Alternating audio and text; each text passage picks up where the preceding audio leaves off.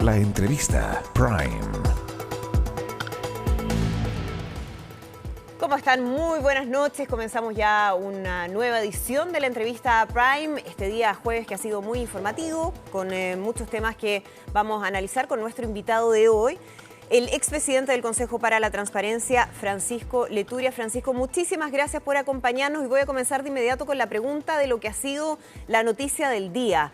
La remoción de la ministra Ángela Vivanco por parte del Pleno de la Corte Suprema. ¿Cuánto afecta esto? ¿Cuánto daña la confianza que hay en el Poder Judicial? Bueno, la verdad es una tremenda noticia, es algo que muy pocas veces ha ocurrido en la historia de Chile. Por otro lado, era bastante predecible, porque los hechos y las acusaciones que se habían hecho, incluso por los propios miembros del tribunal, porque aquí hay un sistema que no es del todo muy óptimo para hacer esta destitución, hacían bastante inevitable el resultado. En cierta forma también parecía una carrera por quién era quien se atribuía esta especie de logro, que era sancionar a una ministra que había tenido conductas bastante indecorosas. Pero yo creo que aquí el problema es otro. Por un lado está bien que la Corte Suprema reaccione rápidamente apenas se supieron muchas cosas, pero el problema es que estas cosas pueden seguir sabiéndose. Buena parte de la defensa de la ministra Vivanco, la exministra Vivanco, consistió en decir: esto yo sí lo hice, pero lo hizo también ella, él, esta es una práctica extendida acá. Y yo creo que aquí lo que puede pasar es que terminemos enterándonos de cómo son las verdaderas formas como se ejerce el poder en Chile, sobre todo en órganos que tienen muy poco control o muy poco contrapeso. Piensa tú en el Ministerio Público, todas las cosas que hemos venido a saber y que hemos sabido por casualidad, por error, porque a alguien, todavía no sabemos por qué, se le ocurrió grabar una conversación y luego no sabemos por qué esas conversaciones han terminado siendo conocidas por todos nosotros por vía de filtraciones. Creo que donde hay mucho poder, donde hay mucha duración de las personas en cargos de mucho poder, es muy común que varios de ellos, no todos, pero varios de ellos se tuerzan y caigan en situaciones de corrupción. Entonces aquí no podemos pensar que este es el único caso, ni las únicas conductas inadecuadas que se han visto. Yo creo que esto obedece más a una cultura institucional, a un diseño que favorece y facilita este tipo de conducta y que tenemos que meter mucha mano para corregirlo. Yo creo que no sacamos nada pensando que la ministra Vivanco fue el chivo expiatorio, que ya se rodó su cabeza, que el volcán se calmó como si fuera una especie de rito sacrificial. Aquí, si no corregimos las estructuras que permiten estas cosas, que facilitan estas cosas. Mira, ¿tú crees que los relatores ¿por qué salen a último minuto diciendo que durante mucho tiempo atrás habían visto conductas inadecuadas? ¿Por qué no lo denunciaron antes? Obviamente era porque existía una cultura del terror, porque existía temor a sufrir represalias por parte de los ministros o actitudes vengativas incluso. Es la única explicación que se da de por qué no hayan hecho las denuncias cuando los hechos irregulares sucedieron. Porque si no fuese así, tendríamos que ir contra los relatores y sancionarlos a ellos también por no haber hecho las denuncias oportunamente. Entonces, acá hay un problema estructural.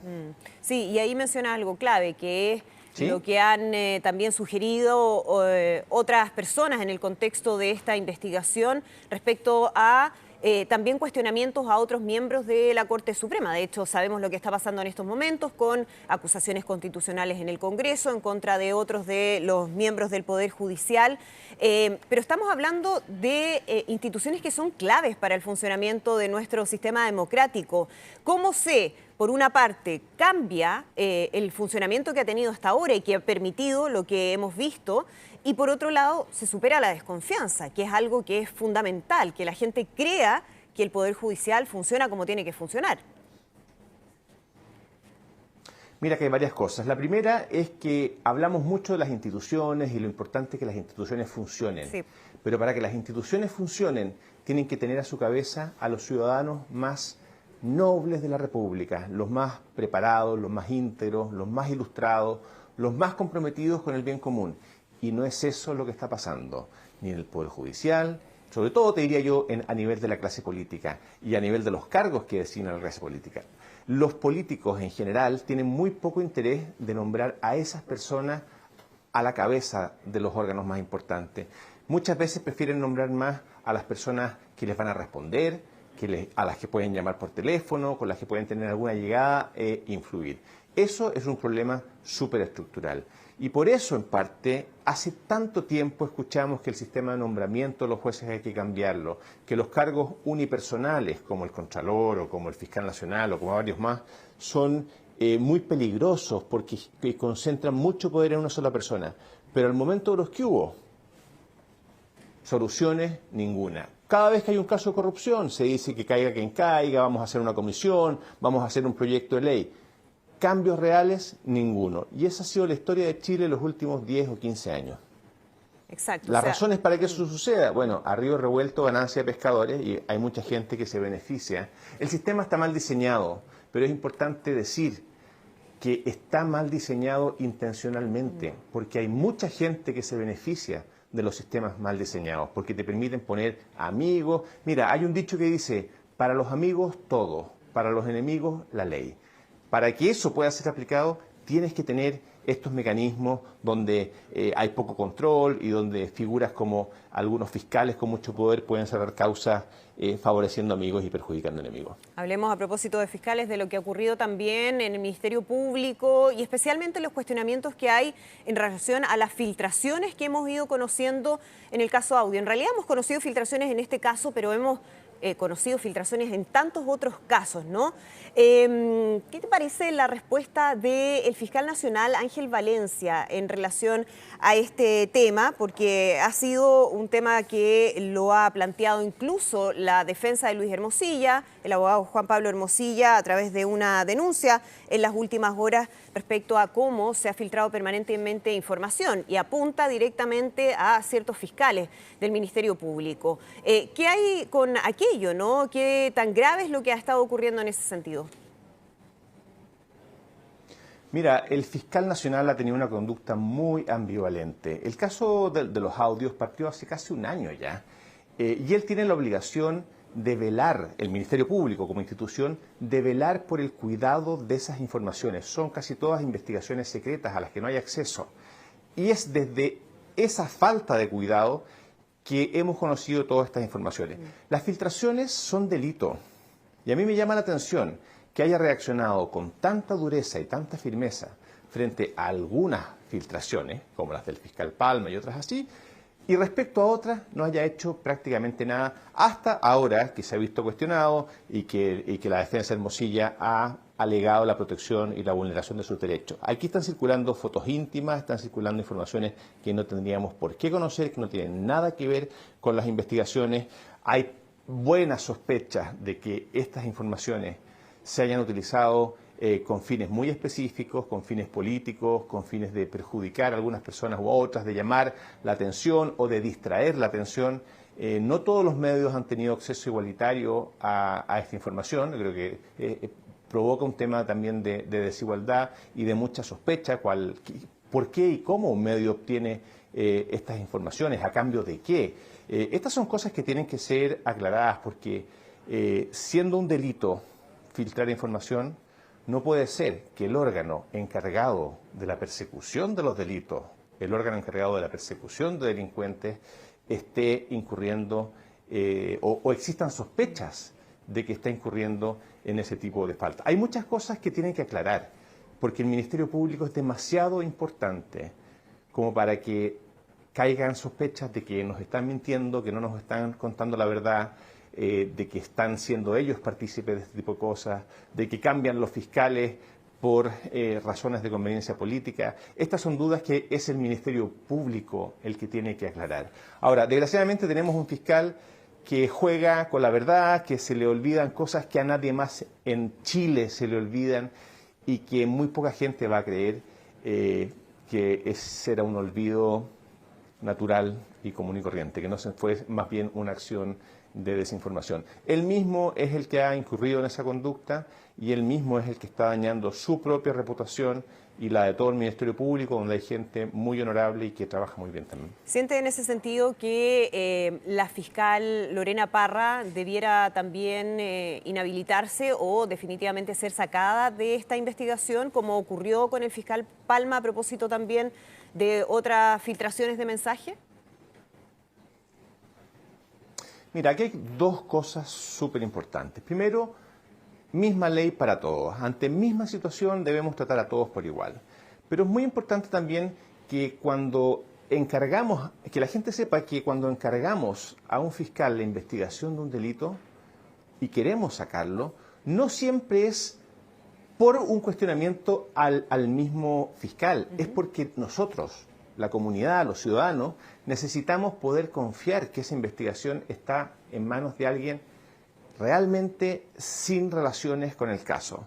Inicialmente se nos dijo que la fiscal Parra no tenía relaciones con el caso. Luego apareció que le había mandado un currículum, es decir, que le había pedido un favor. Ya con ese solo argumento, para mí me bastaría para sacarle el caso. Hay cientos de fiscales, hay mucha gente que no tiene ningún lío, que no tiene ninguna sospecha. ¿Para qué le vamos a dar el caso a alguien que sí la tiene? Pero además de eso, al igual como pasó con el fiscal Valencia, luego nos enteramos de que no era solamente una pedida de favor, que ya es bastante, como te digo, y el currículum, sino que eran bastantes más diálogos, y los diálogos eran de otros contenidos y se referían a otras cosas.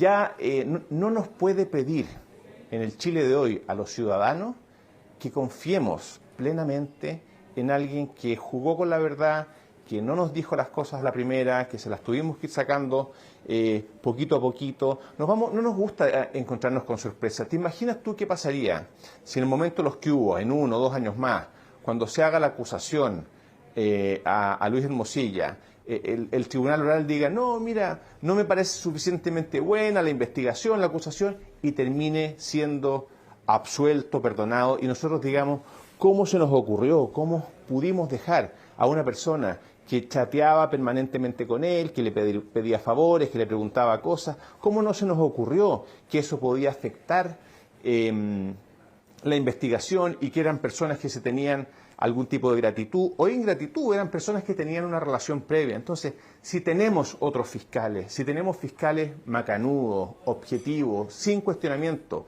¿para qué le vamos a dejar la investigación a la única persona que tiene cuestionamientos evidentes y conocidos por todos? ¿Cuál es la respuesta que uno puede me parece también sacar de eso? La respuesta es la sospecha natural. A ver, todos sabemos lo que pasó en Chile con las platas políticas, todos sabemos cómo fue el nombramiento de Abbott, todos sabemos y todos sabíamos que había hecho guerra. Los casos son infinitos.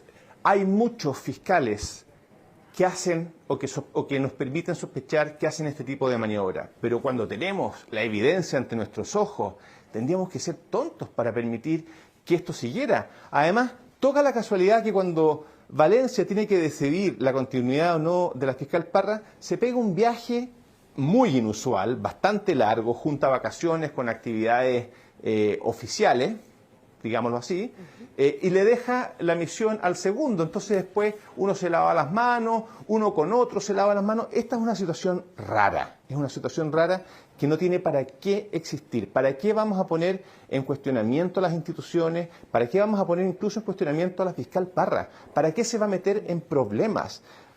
Me acuerdo un poquito el caso el caso Spinier, cuando había un ministro que se encargó del caso y decía, bueno, ¿para qué lo acepta? ¿Para qué lo acepta? ¿Te acuerdas tú, no? El fiscal Calvo. Me dice, si hay tanta gente que lo podría llevar, ¿para qué se mete en problemas solo?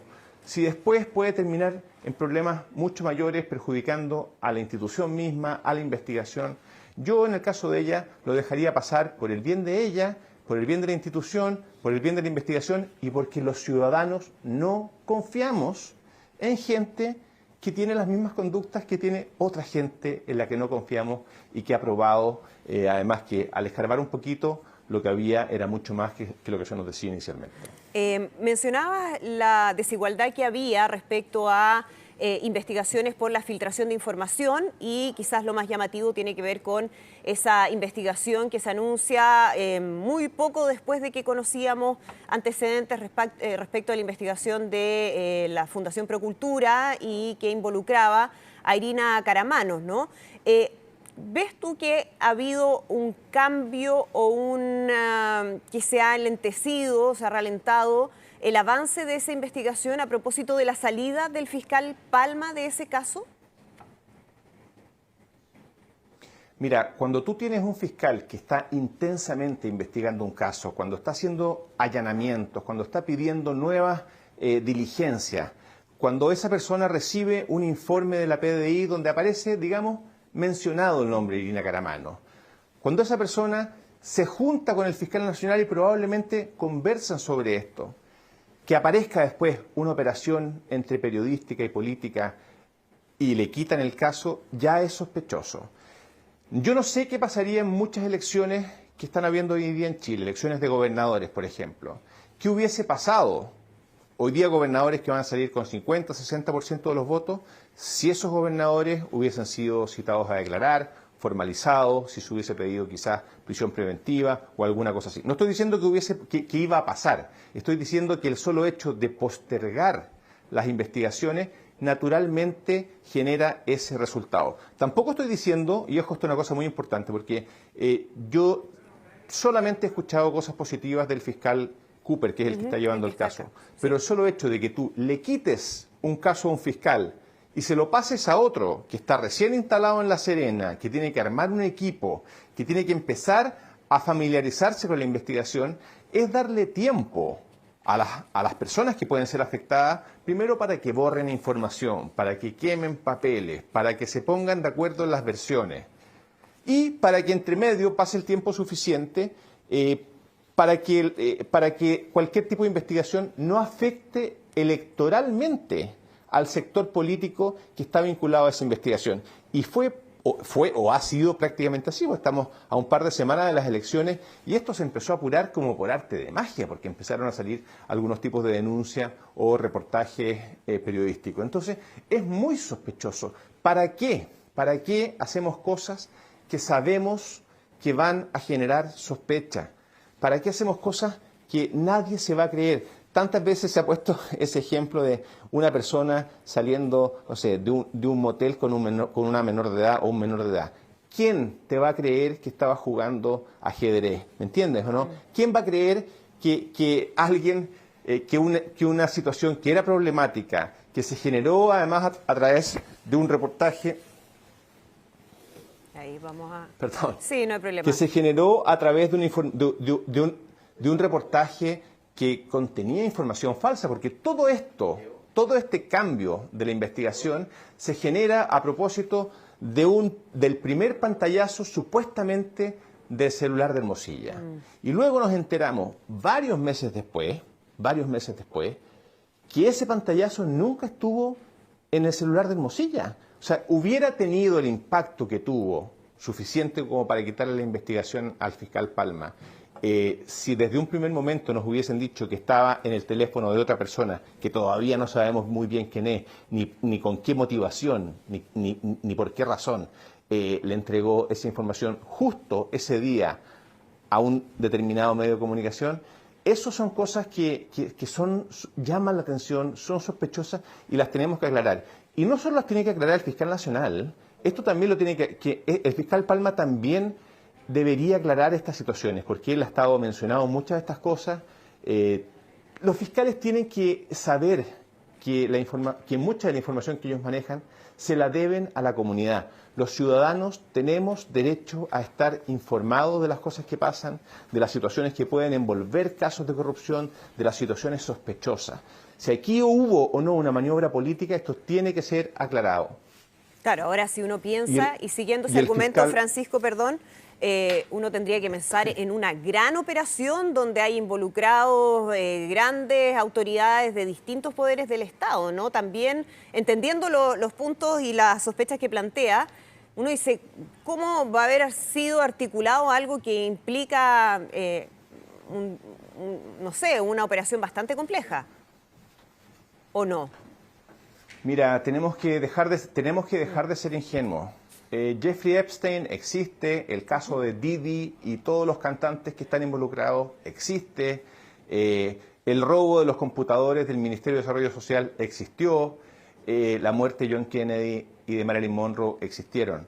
La política funciona a niveles muy oscuros muchas veces y yo creo que este puede ser uno de los casos en que más sorpresas podríamos llevarnos de quiénes estaban involucrados, las motivaciones que tenían, cómo operaron. Yo creo que aquí es fundamental una aclaración de parte del Ministerio Público, de parte del fiscal Valencia, de parte del fiscal Palma, qué ocurrió realmente, cuáles fueron los hechos, cuáles fueron los días. Porque para uno, como un ciudadano común y corriente, sin cargo, sin nada, uno ve esto desde fuera y dice, esta es la operación política más oscura, probablemente la operación política más oscura que me haya tocado ver en mi vida. Y si estas son las personas que están a cargo de las instituciones más importantes del país, yo no tengo ningún argumento, ninguna razón para decirles a mis hijos o a mis nietos cuando los tenga que sigan viviendo acá, que sigan viviendo en este país, que se sientan tranquilos, que se sientan seguros. A mí, mientras estas cosas no se aclaren, yo no me siento tranquilo. Francisco Leturia, expresidente del Consejo para la Transparencia, muchísimas gracias por conversar con nosotros esta noche en la entrevista Prime. Que estén muy bien. Gracias, muchas gracias. Nos despedimos. Muchísimas gracias a ustedes también, como siempre, por acompañarnos y los dejamos invitados a continuar con más en nuestro canal Mega Noticias Ahora.